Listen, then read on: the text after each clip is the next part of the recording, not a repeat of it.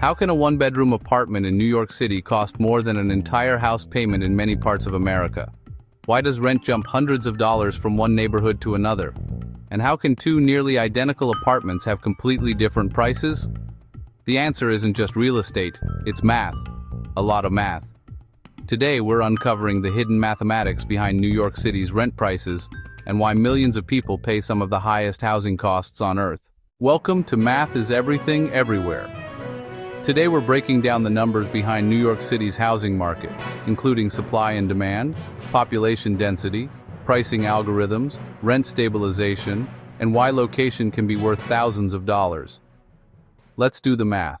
The biggest reason NYC rent is expensive comes down to a simple equation. High demand plus limited supply equals higher prices.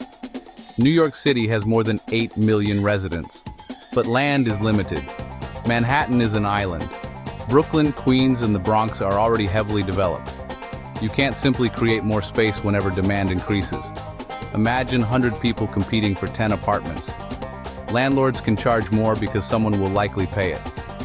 Now imagine 100 people competing for 50 apartments.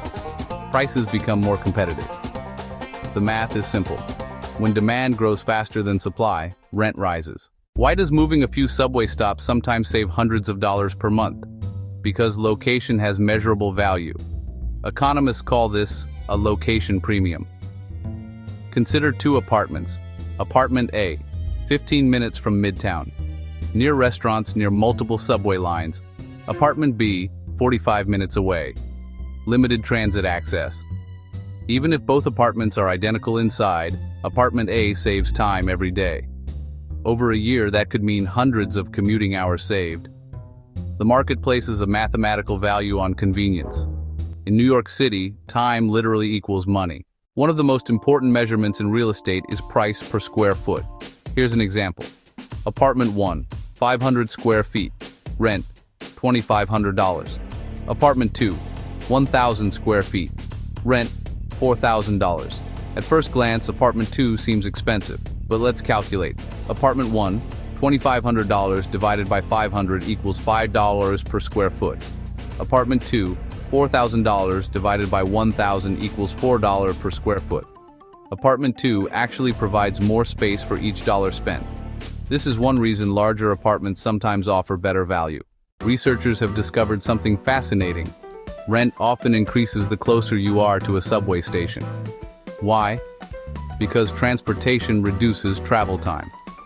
Imagine a worker saves 20 minutes every day by living near a major train line. That's 20 minutes per day, 100 minutes per week, more than 86 hours per year. The market often reflects this convenience with higher rent prices. In many neighborhoods, being just a few blocks closer to transit can add hundreds of dollars to monthly rent. Not all apartments follow the same pricing rules. Some NYC apartments are rent stabilized. These units have limits on how much rent can increase annually. Imagine, market rate apartment, rent increases based on market demand. Rent stabilized apartment, rent increases are limited by city guidelines. This creates two parallel mathematical systems operating within the same housing market.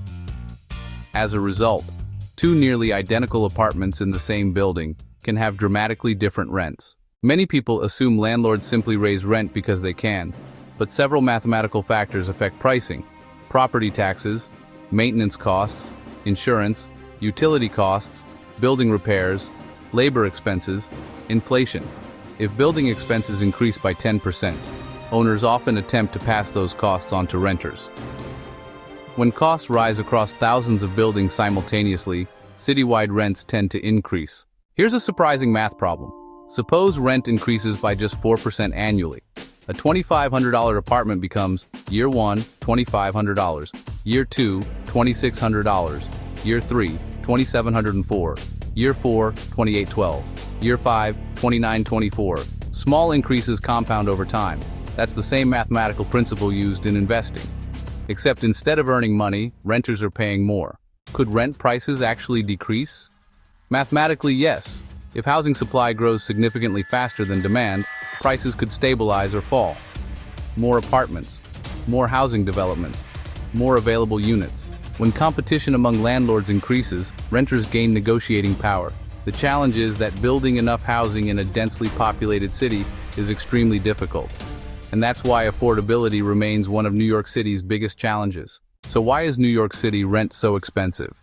It's not just because it's New York, it's because of mathematics, supply and demand, population density, transportation networks, square footage calculations, inflation, compounding costs, and millions of people competing for limited space.